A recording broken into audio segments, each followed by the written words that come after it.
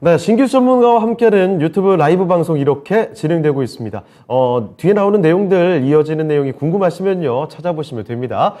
토마토 증권통으로 유튜브에서 검색해 주시고 찾아보시길 바라겠습니다. 자, 그러면 지금부터는 종목 진단 바로 좀 이어가 볼게요. 전화부터 연결을 해보겠습니다. 네, 전장님 안녕하십니까? 네, 전장님 안녕하세요? 다시 한번 연결을 시도해 보겠습니다. 안녕하세요. 네, 안녕하십니까? 네, 안녕하세요. 네, 오늘 어떤 종목 때문에 전화 주신 걸까요? 부산 푸얼셀. 두산 퓨얼셀이요? 예. 네, 알겠습니다. 수소 관련주로 이제 매입을 하셨는데, 이 매수하신 지가 혹시 언제쯤이실까요? 8월 말쯤. 8월 말쯤, 얼마 전에 잠깐 솟구칠 때였었네요. 자, 매수가 비중도 좀 알려주시죠. 38,800원에 예. 7%. 7%요? 예. 알겠습니다. 38,800원에 7%. 네. 일단 잠깐 좀 매수를 좀 하셨다가 흐름을 좀 보려고 하셨던 것 같은데, 네. 매수하시고 나서부터는 계속 쭉 밀렸죠? 예, 예. 예. 이거 어느새 올렸던 폭 그 이하로 또 내려왔습니다. 26,400원까지 좀 빠르게 내려온 상황인데, 두산 퓨얼셀, 지금 일단 어떤 점이 가장 궁금하실까요? 이거 손절을 해야 될지 아니면 예. 추매를 해서 물타기를 해야 될지. 알겠습니다. 너무 내려온 속도가 빨라서 예. 정말 헷갈리실 것 같습니다. 예. 얼마 전에 그 고점 나오고 나서 이렇게 빨리 내려갈 수 있을까 싶기도 한데, 자, 그러면 두산 퓨얼셀 지금 시점에 어떤 판단을 내리는 게 더 좋을지 한번 알아볼게요. 예, 예. 예. 자, 박준현 운영력과 함께 알아보겠습니다. 자, 운영력님, 두산 퓨얼셀 많이 밀렸습니다. 자, 그런데 여기서 더 내려갈지 아니면 버티고 다시 한번 또 솟구칠 수 있을지가 궁금하신 것 같은데, 추가 매수도 일단 고려를 하고 계시긴 합니다. 어떤 판단을 내리는 게 좋을까요? 8월 달에 그때 주가 움직일 예. 때 제가 한번 이 시간에 한번 진단을 한 기억이 나는데, 제가 이제 두산 푸얼셀을 진단할 때, 수요연료쟁을 진단할 때, 수소 관련 종목은 실적이 따라주지 않는 테마성이다. 네. 그렇기 때문에 주가 움직일 때 올라갈 때 따라서는 안 된다. 제가 항상 얘기한 게 2년, 3년 전부터 네. 수연료전지를 살 바야 2차 전지사를 사라. 양극재를 사야 된다. 네. 그런 얘기를 하거든요. 그리고 제가 아마 이거 얘기할 때 굳이 수소 관련 종목을 살 때는 제가 네. 비나텍이라는 주식을 제가 보내드렸어요. 아마 그랬던 것 같은데, 네. 그때 아마 두산 푸얼셀 주가가 아마 4만 원대 언저리였었던 것 같은데요. 예. 일단은 두산 푸얼셀은 국내 이제 수소 연료전지 시장의 시장 점유 1위니까 충분히 또 그만한 가치를 또 평가를 받고 있어요. 근데 이제 예사 실적이 안 따라주는 것 자체가, 결국 이제 자동차와 관련된 수소 연료전지 시장 자체는 지금 현대차가 지금 사업 자체를 연기했지 않습니까? 연기했고, 네. 모멘텀이 없어요. 그 다음에 유일하게 이 종목이 이제 주가가 갈 수 있는 부분 자체는 이제 실적으로 따지면, 예사가 이제 연료전지 쪽에서 실적이 나고 있는 것 자체가 이제 발전소와 관련해가지고, 발전소가 친환경 관련해가지고, 이쪽에 납품하는 게 예사 실적이 다거든요. 네. 수요 잔고는 많습니다. 근데 크게 돈이 안 되는 쪽이고요. 최근에 실적 자체도 그렇게 나와 있는 쪽이니까 생각보다 상당히 더디게 진행이 좀 되고 있는 쪽이고, 최근에 이제 선박 연료전지 같은 경우도 친환경이 부각이 되면서 선박 쪽에서도 이제 연료전지가 좀 첨가 성격으로 들어간다는 얘기가 있는데, 예. 그게 규모 자체가 미약하거든요. 그래서 이 주가가 움직이다가 다시 실적이 따라주지 않다 보니까 재료가 부각되면 주가가 올라갔다가 다시 현재와 같은 불확실한 국면 시장 안 떨어지고 빠지는 그런 방법이 앞으로도 계속 앞으로 1년, 2년 동안 반복적으로 전개될 수밖에 없습니다. 예. 주가가 사서는 안 되는 쪽이고요. 다만 주가는 바닥이기 때문에 규적 반등을 노려야 되는데, 지금도 마찬가지예요. 이게 두산 푸얼셀의 지금 시가총액이 주가가 지금 26,000원 기준해 가지고 1조 7천억이거든요. 예. 싸지가 않습니다. 1조 7천억짜리가 올해 지금 영업이익이 160억이잖아요. 작년도 180억, 올해 160억. 내년도 500억 쪽으로 증가될까 전망인데, 근데 내년도도 아마 작년도도 올해 상당히 실적 전망치가 높았는데 계속 떨어지고 있는 쪽이거든요. 그래서 이게 본다 한다면 지금도 저는 이렇게 얘기하고 싶어요. 두산 푸얼셀을 사서는 안 되는 거고, 굳이 이 종목을 산다 한다면 최근에 양극재 관련 종목들이 주가 많이 떨어졌습니다. 네. 그런데 LNF나 에코프로 최근 올랐지만은 관련 종목들이, 양극재 관련 종목들이 연평균 40%, 50% 성장하잖아요. 이익도. 네, 엄청난 근데 지금 거죠. PER이 지금 20배, 30배 가까이 떨어져 있어요. 예. 그런데 보면 LNF 같은 경우는 주가가 지금 오늘 주가 떨어졌지만은 올해 실적 기준에서 PER이 29배입니다. 내년도 네. 실적 기준에서 21배예요. 근데 지금 두산 펄셀은 어떠냐? 실적 성장률이 이 양극재보다 훨씬 떨어짐에도 불구하고 내년도 PER이 무려 57배입니다. 내후년도도 31배예요. 예. 지금도 그렇게 본다 한다면 2차전지 소재 쪽에 양극재라든가 LNF라든가 네. 에코프로 BM 같은 종목이 싸다는 겁니다. 그러죠. 딱히 두산 퓨얼셀이 메리트가 없네요. 그렇죠. 예, 같은 친환경 쪽과 관련된 성장세를 본다 한다면 네. 그래서 저는 이건 사서는 안 되고 굳이 산다 한다면 두산 푸얼셀 그대로 놔두시고 돈이 있으신 것 같은데 네. LNF라든가 에코프로 BM이 그쪽에 양극재 관련 종목들이 훨씬 주가 밸류 자체가 싸요. 왜냐하면 주가가 많이 올라왔지만은 실적 성장 속도가 가파르게 증가되고 있고 두산 푸얼셀은 주가는 떨어지고 있지만은 예상치보다 실제 계속 하향 조정되다 보니까 여전히 주가가 비싼 수준입니다. 네. 그래서 일단 이건 보유하시고 다만 실적 반등은 가능할 것 같아요. 예, 이 정도 가격이라고 좀 봐야 되겠죠. 최근에 떨어졌던 가격도 29,000원, 3만 원 정도 언저리니까 실적 반등이고 굳이 현금 여력이 있으시면 약간 다변한다는 측면에서 두산 폴스를 사지 마시고 오히려 2차 전지 쪽에 양극재를 사시고 그다음에 개인적으로 제가 관심 갖고 있는 비나텍이라든가 관련 종목들, 비나텍 좀 볼까요? 네. 이거 수소 연료지 캐패시티와 관련된 부품 회사 쪽이거든요. 네. 이 종목도 좀 많이 내려와 있네요. 예. 근데 이 종목 실적이 가파르게 성장하는 주식이니까 그래서 저는 수소 연료지 관련 종목들은 단기적인 관점에서 기술적인 매매를 하셔야 될 것 같고 네. 실적이 따라주는 2차 전지 소재 관련 종목 쪽에 지금이라도 두산 폴스보다는 더 유리하다. 그런 관점에서 일단 두산 폴스는 29,000원, 3만 원 정도 언저리 정도까지 기술적 반등을 좀 노리시고 네. 추가 매수 자체는 그쪽에서 2차 전지 양극재 쪽에서 관심을 좀 가져야 되지 않겠는가. 뭐 그 정도로 좀 말씀 좀 드려야 될 것 같습니다. 네, 알겠습니다. 자, 전장님, 가파르게 떨어진 두산 퓨얼셀입니다. 그런데 지금도 사실 그 높은 주가 수준이 그렇게 낮지가 않다라는 거예요. 그래서 일단 이 종목은 기술적 반등 정도를 기다리면서 나오시는 전략을 택하시는 게 좋을 것 같습니다. 그 가격은 29,000원에서 3만 원 정도, 아쉽지만 그 정도까지 좀 보시고 오히려 추가 매수를 하실 여력이 있으시다면 2차 전지 소재 관련된 종목 쪽으로 투자를 하시는 게 더 옳은 선택이 되겠다. 이런 말씀을 해주셨네요. 참고되셨습니까? 예, 감사합니다. 네, 알겠습니다. 다음에 또 궁금한 점 있으실 때 연락 주세요. 예, 네. 고맙습니다. 네. 자, 이렇게 첫 번째 전화 종목 진단을 받아봤습니다. 오랜만에 수소 관련된 종목을 살펴드렸네요. 두산 퓨얼셀까지 봐드렸고요. 자, 그러면 또 다음 종목으로 바로 진단 넘어가 보도록 하죠. 신희석 캐스터. 네, 유튜브를 통해서 들어온 종목 진단 만나보도록 하겠습니다. 닉네임 굿모닝님, 코아시아 7,020원에 10%를 갖고 있는데 차후 대응 전략 부탁드려요 라고 보내주셨네요. 이 코아시아 삼성전자 ARM 인수 관련주로 한때 정말 많이 오른 종목이죠. 거래량 터져주면서 고점을 찍기도 했습니다. 8,000원대 구간까지도 올라가기도 했던 종목인데 지금은 좀 많이 내려온 모습이네요. 5,000원대까지 내려왔다가 지금 현재 종가 기준으로는 6,140원을 기록하고 있습니다. 네, 최근에 이 코아시아 관련해서 좀 호재가 있었는데요. 자율주행 사업까지 좀 진출하겠다는 그런 포부가 발표되면서 조금 호재로 작용하지 않을까 싶은 생각도 있는데 주가 흐름은 그렇게 탄력받지는 못하는 모습입니다. 코아시아 포트에 담아봐도 괜찮은 종목일지 저도 참 궁금한데요. 김민준 전문가님께 진단 부탁드려보도록 하겠습니다. 김민준 전문가님, 코아시아 어떻게 보고 계시나요? 네, 아무래도 ARM 인수 이제 설이 나왔을 때 모멘텀 부각이 될 때 좀 접근 포인트를 잡으신 것 같아요. 좀 아쉬움이 종목 선정에 남는 것 같고요. 이제 ARM하고 직접적으로 연관성 있는 기업들을 찾게 되면 가온칩스하고 코아시아가 맞습니다. 그리고 3나노까지 좀 기술력을 넓혀보고 DSP까지 다 넓혀보면 넥스트칩, 아까 AD 테크놀로지까지 있는데 제가 이제 AD 테크놀로지를 뭐 투자 전략이라 설명할 때는 가온칩스나 이런 넥스트 칩이 상장이 되기 전이었어요. 네, 그런데 이제 코아시아에 관해서 좀 말씀을 드리게 되면 코아시아가 분명히 5나노에서 설계 자산을 한 적이 있습니다. IP를 한 적이 있는데 지금 그건 2020년도고요. 그리고 그때는 실적이 괜찮았었습니다. 네. 근데 작년에 적자. 그리고 그 해에도 적자였어요. 예.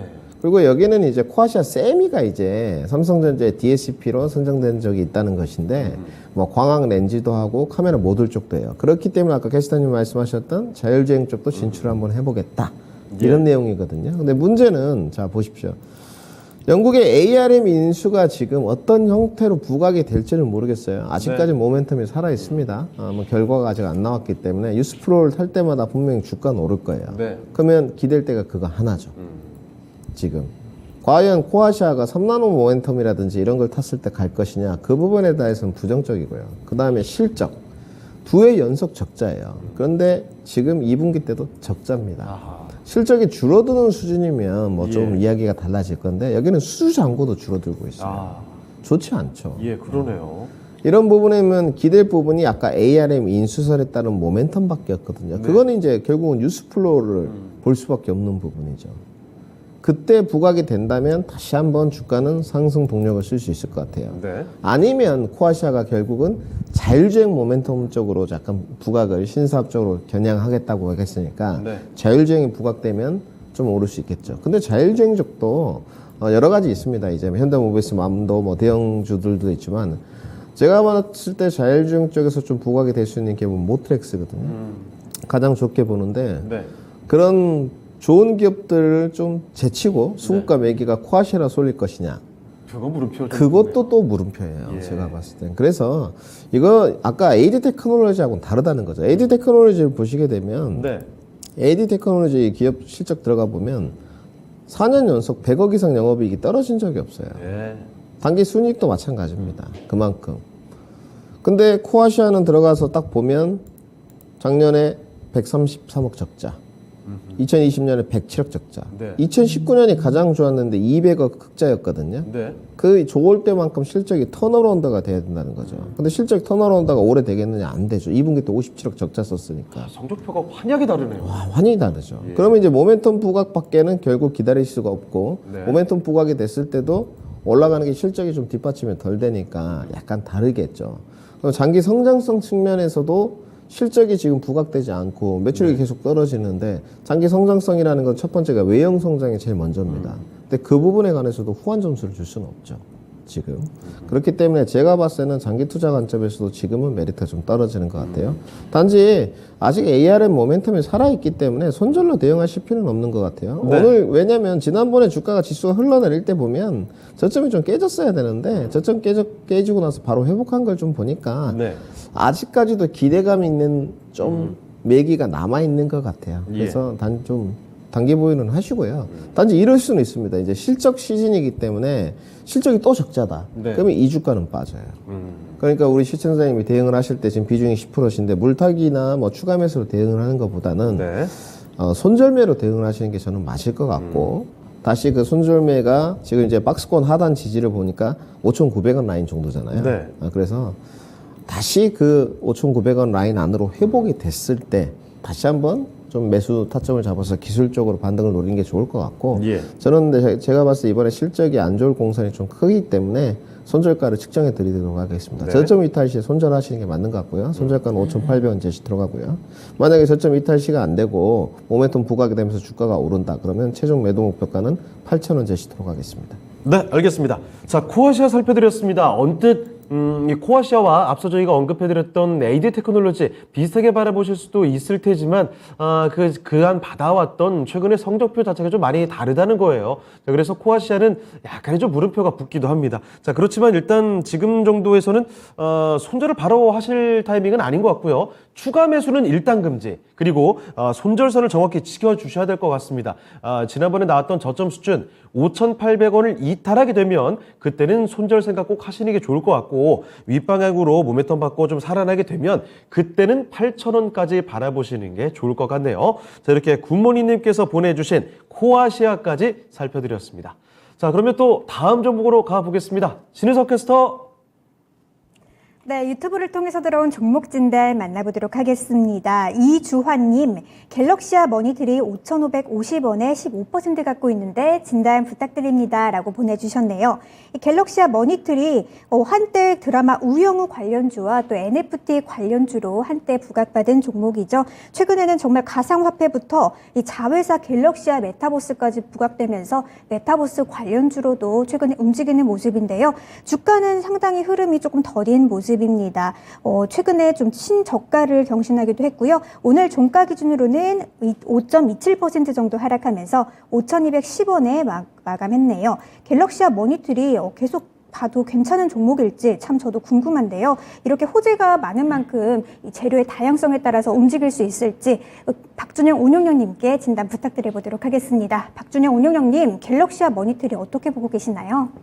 예, 뭐 재료는 많죠. 그렇지만은 그 테마성 재료고 실적이 따라주지 않는 그런 그 재료다. 그렇게 봐야 될 것 같습니다. 뭐 이 종목이 뭐 2만 원대까지 올라갔던 것 자체는 아마 NFT 관련 쪽에 이제 이슈가 되면서 가장 주목을 받았던 주식이거든요. 그때는 광풍이었죠. 그렇죠. 근데 예사가 본업 자체가 이제 전자 결제 쪽이니까 휴대폰 결제라든가 계좌이체라든가 또 ATM이라든가 이렇게 그런 데 결제가 관련된 부분 자체가 이제 어떻게 보면 NFT와 관련이 돼 있으니까 당시에 뭐 다날이라든 관련 정보도 주목을 받을 때 날아갔어요, 정말. 예. 근데 이제 이런 것들은 앞서 제가 그 두산 부월센도 이제 테마의 관점에서 접근을 하라는 이유 자체도 이것도 마찬가지입니다. 예. 주가가 이제 어떻게 보면 2만 원대에서 주가가 지금 5천 원대까지 좀 떨어져서 싸다고 생각할지 모르겠지만 전혀 싸지가 않거든요. 지금과 같은 어떤 불확실한 시장에서 지금 금리가 올라가고 경기가 침체되면서 어떻게 전개될지 모르는 국면 쪽에서는 이렇게 실적이 안 따라준 종목들이 이 시장에서 상당히 주목을 못 받게 될 수밖에 없어요. 그래서는 예사가 이제 보면 그런 결제사, 그러니까 본업 자체가 실적이 좀 괜찮아야지 그 자금을 가지고 영업적인 측면에서 현금 창출 통해 가지고 신규 사업에 진출할 수 있는 여력이 생기는 건데 예사가 본업에서 그렇게 이익이 안 나거든요. 보시다시피 결제 시장 자체가 그렇게 성장할 것 같지만은 예사 실적을 좀 보시게 되기 때문에 2017년도 이후에 매출액이 2017년 매출액이 690억이었지 않습니까? 영업이익 40억. 지금 5년이 지났지만 작년도 매출액이 900억이니까 연평균 매출액 증가율이 거의 5% 정도밖에 성장하지 않습니다. 즉 결제 산업 자체가 우리가 상당히 성장한 산업 같지만은 그만큼 이쪽 시장이 상당히 경쟁이 치열해요. 치열합니다. 근데 예사가 지금 작년도에 단기 손실했잖아요. 영업이익은 7, 80억대. 매출액은 정체. 영업이익은 대충 7, 80억 정도. 그러다 보니까 부채는 조금 증가되면서 지금 200% 가까이. 근데 예사가 지금 시가총액이 2천억이거든요. 2천억이고 자본 총계가 지금 1,000억짜리 회사니까 PBR로 2배 되는 수준인데 그러면 이게 예사가 얼마만큼 비싼지를 비교해 볼 수 있는 것 자체가 결제 시장과 관련된 대표적인 회사가 KG 이니시스라든가 KG 모빌린스잖아요. 그렇습니다. KG 이니시스가 연간 1,000억 이익 납니다. KG 이니시스가 근데 031 확인해 보죠. 영업이익 035600 그렇죠. KG 이니시스가 지금 12,400원 기준에 시가총액이 3,400억인데 보시다시피 올해 영업이 1,000억입니다. 매출액 1조 1,000억짜리가. 근데 이 회사가 갤럭시아 모니터리 같은 경우는 영업이익이 70억, 80억이라고 했지 않습니까? 사이 차이가 많이 나네요. 무려 영업이익으로 따지면 15배 정도 차이가 나는데 시가총액은 별로 차이가 안 나요. 그다음에 KG 모빌린스는 이제 휴대폰 결제 회사인데 KG 모빌린스가 영업이익 440억짜리입니다. 근데 현재 시가총액이 보니까 갤럭시아 모니터리하고 똑같아요. 그래요. 그래서 이 말은 무슨 말이냐? 그러면 갤럭시아 모니터리는 여러 가지 NFT라든가 다양한 신규 사업 진출과 관련된 근데 돈이 안 되는 쪽에 주가만 가지고 어떻게 보면 세력들이 이걸 가지고 돈이 안 되는데 이걸 가지고 제로로서 끌어올렸는데 시총만 커진 거군요. 그렇죠. 실적이 안 따라지다 보니까 주가 곤두박질 칠 수밖에 없는 거예요. 그래서 주가가 많이 빠져서 기술적인 반등 가능하겠지만은 그렇다고 지금 NFT 관련해 가지고 재료가 이제 부각되기는 쉽지는 않을 겁니다. 그렇죠. 쉽지는 않아요. 잠깐 이슈가 되면 잠깐 움직임이 전개됐다가 단발 하루짜리로 끝날 가능성이 커요. 그래서 그런 재료가 나와서 주가 잠깐 움직임이 전개될지 모르겠지만 현재 주가 수준으로서는 상당히 비싼 주식이다.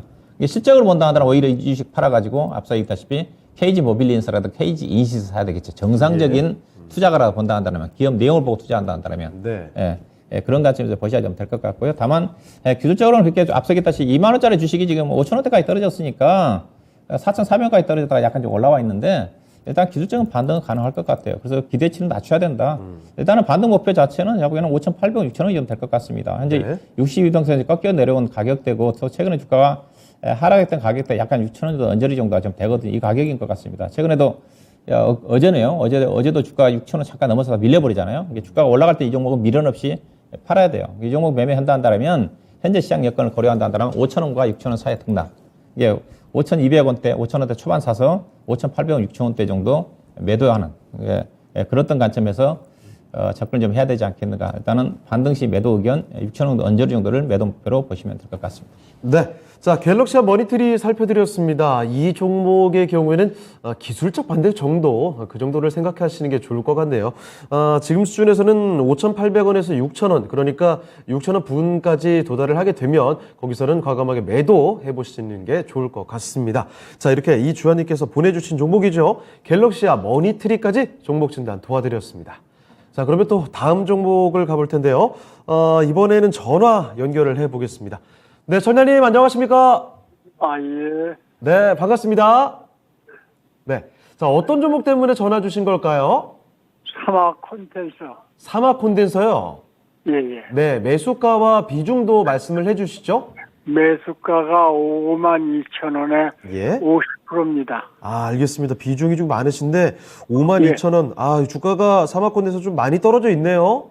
예. 사실 올해만 해도 올해 고점이 7만 원대였으니까 반토막이 좀 더 나 있는 상황입니다. 3만 1,000원대까지 현재 떨어져 있는데 이거 도무지 솟아날 구멍이 참 보이지가 않는 상황입니다. 자, 그러면 지금 어떤 점이 가장 궁금하실까요?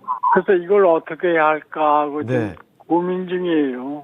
손실은 커졌고 비중은 많고 전략을 세우기가 참 어려우시죠? 예. 예, 알겠습니다. 사막고대에서 좀 기댈 만한 게 있을지 한번 저희가 살펴드릴게요. 고맙습니다. 네. 자, 김민준 전문가와 함께 이야기를 해보겠습니다. 자, 전문가님, 사막콘텐서 최근에 좀 자주 언급이 안 되는 것 같은데 주가가 많이 떨어졌고요. 비중 이미 많으십니다. 어떻게 해야 되겠습니까? 낮에도 제가 진단쇼 출연을 네. 했었는데 비중이 95%인 분이 있었어요. 그래요? 네. 종목이 우수 AMS였는데 아하. 그분한테도 이제 이런 말씀을 드렸거든요. 네. 우리 시청자분 그분도 전화 연결했습니다. 어렵게 전화 연결이 되셨는데 이제 성향의 차이일 수 있어요. 네. 비중을 좀 싫고 비중을 좀 덜 싫고. 네. 그런데 자, 유동성 공급 상황에서는 이제 여러 종목을 좀 해가지고 비중을 넓게 퍼뜨려가지고 순환매가 빠르니까 가져가고 주식시장이 이제 세태기로 내려가면 비중을 좀 합쳐가지고 조금 선택과 집중을 하는 게 맞아요. 네. 맞는데 과연 사막 콘덴서가 비중을 50% 정도 할 만큼 주식시장의 수급과 매기가 끓고 좀 인기 종목이냐? 그렇지는 않거든요. 회사 자체는 튼튼합니다. 항상 후한 평가를 받아요. 사막 네. 콘덴서가. 적자 기업도 아니고. 그러면 이런 종목들은 솔직히 설명이 안 되거든요. 네. 실적 부분도 나쁘지가 않습니다. 네, 지금. 근데 이제 문제 이렇게 봐야 되겠죠. 자, 여기 주가 차트 모습을 보시게 되면 예. 이제 이런 부분들이 주가에 약간 문제가 되는 부분이에요.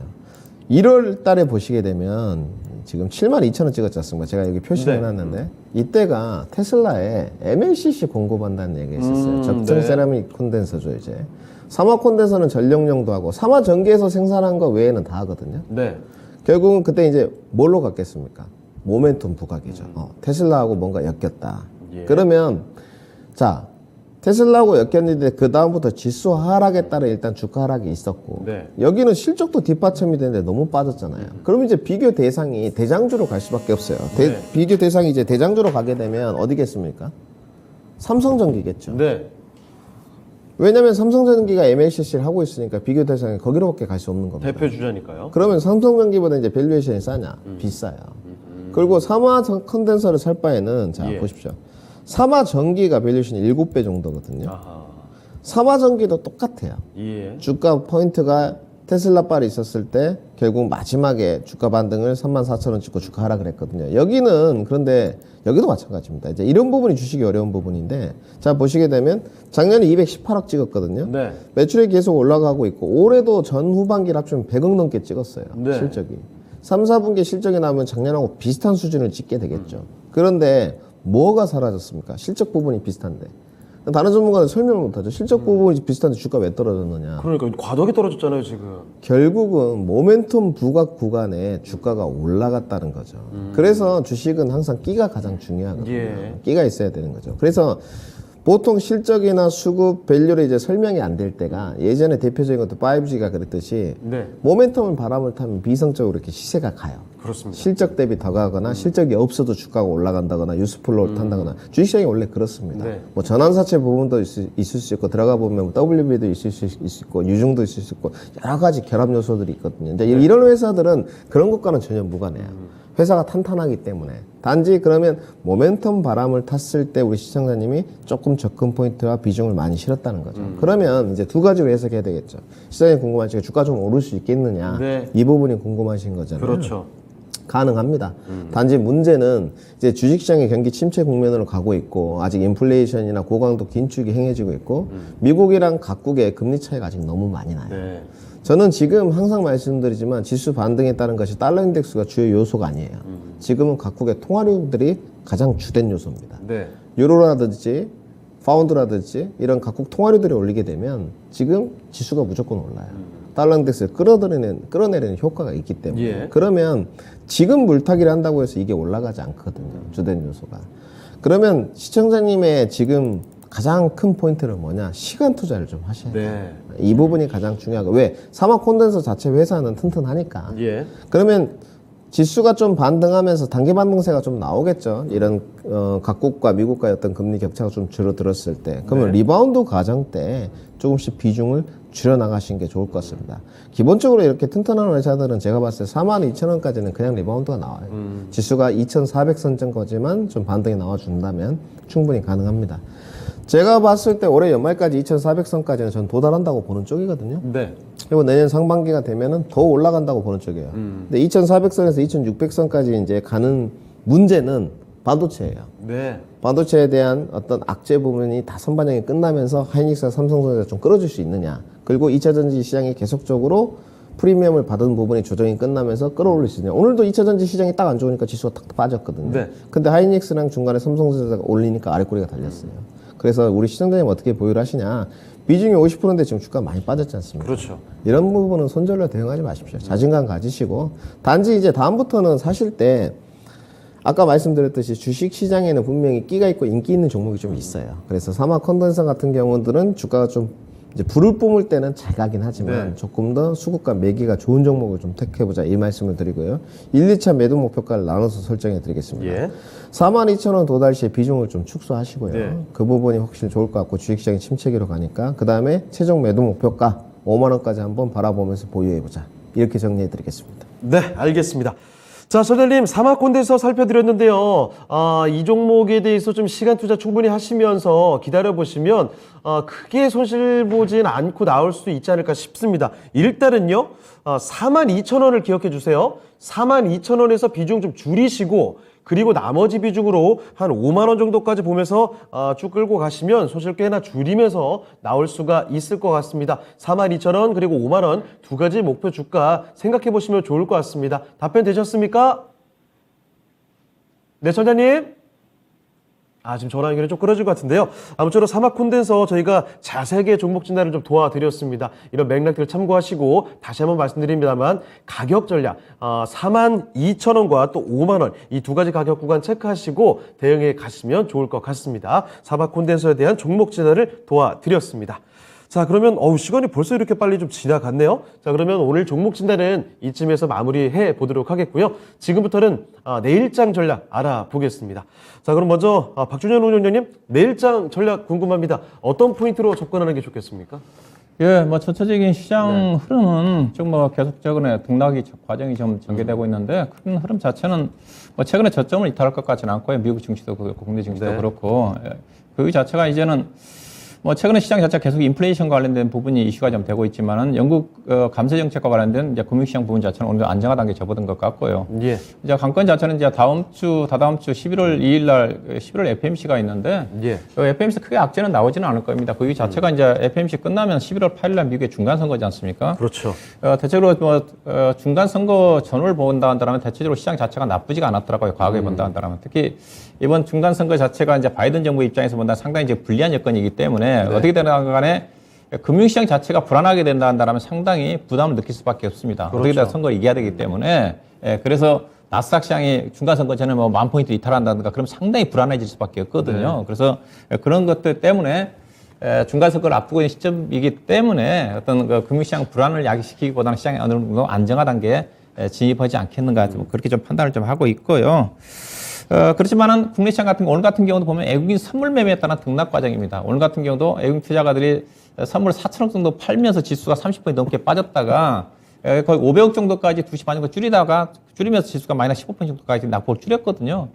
그런 흐름이 선물 매매에 따른 등락 과정인데 그렇지만은 그 박스권 내에 등락 과정이 전개되고 미국 시장도 그렇고 국내 시장 자체도 중요한 것 자체가 실적 시즌이기 때문에 다만 실적에 따라서 변동성이 나올 가능성이 크다. 다만 국내 같은 경우는 하방이 이제 지지가 될 수밖에 없는 것 자체가 대부분 다 가치 성격이기 때문에 실제 어닝 쇼크가 나와도 변동성이 크지 않습니다. 대표적으로 어제 발표된 포스코 같은 경우가 상당히 어닝 쇼크 있지 않습니까? 예. 가이던스가 1조 4천억인데 영업이익이 9천억 나왔음에도 불구하고 주가가 안 빠지거든요. 이게 국내 시장 자체는 변동성이 크지는 않다. 다만 성장주 같은 경우는 실적이 예상치보다 안 좋게 나오면 변동성이 나올 수가 있겠죠. 네. 그렇게 봐야 될 것 같고요.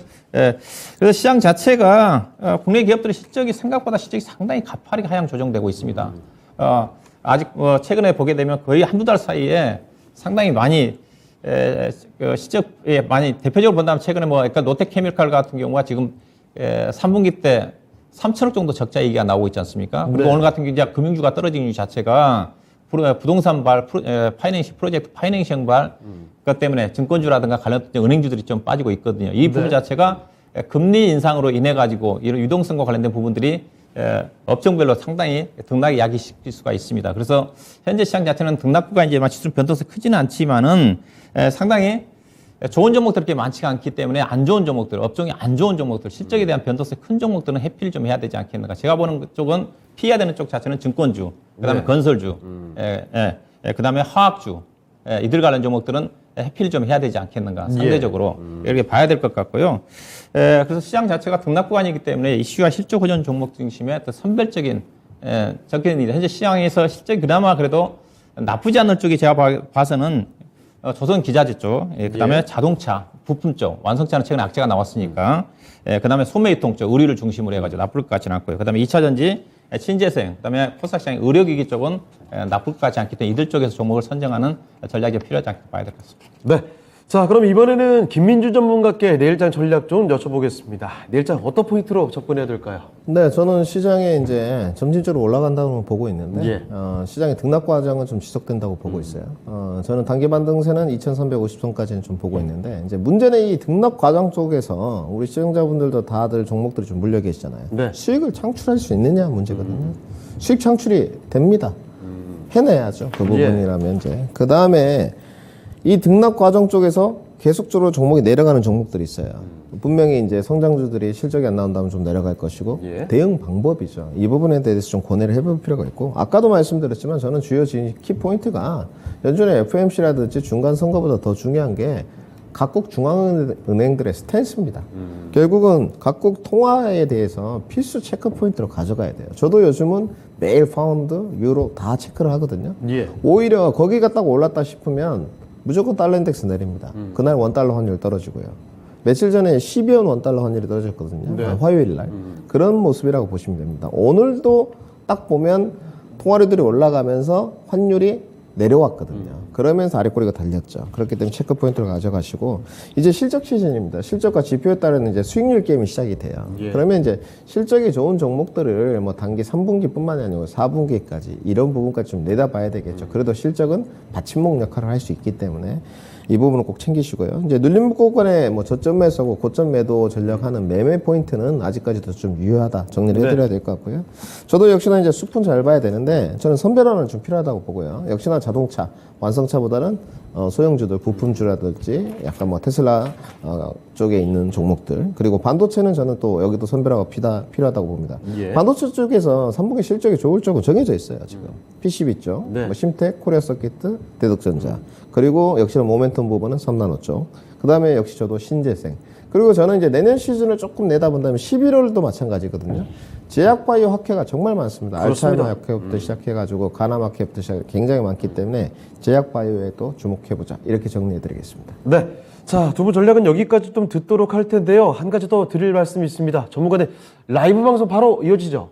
네, 이제 토마토 수다클럽 공개 방송도 이어지지만 원래 저는 이제 이 토마토 자체에 대해서 이제 유튜브를 좀 했었는데 이제 김민주 TV라는 그 유튜브 채널을 방송국에서 좀 개설해 주셨어요. 오늘 첫 방송입니다. 저는 깔끔하게 좀 유튜브스럽게 그리고 이제 종목 상담에 대한 니즈들이 상당히 지금 높으시거든요. 그렇습니다. 뭐 또한 종목 상담들을 좀 도와드리고 바로 5시 10분부터 어느 종목들이 조금 더 갈 수 있고 어느 종목들이 또 못 갈 수 있는지 종목 상담 위주로 한번 유튜브를 실시간 라이브로 한번 진행해 보시겠습니다. 김민준 TV를 네. 찾으셔가지고 들어오시면 될 것 같습니다. 알겠습니다. 자, 김민주 전문가와 함께하는 라이브 방송입니다. 5시 10분부터 바로 좀 이어지겠네요. 유튜브에서 김민주 TV 검색해 보시고 함께 하시면서 종목 상담 많이 받아가시죠. 자, 그러면 지금 두 분 전략은 여기까지 듣겠고요. 바로 인사드리도록 하겠습니다. 오늘 두 분 말씀 고맙습니다.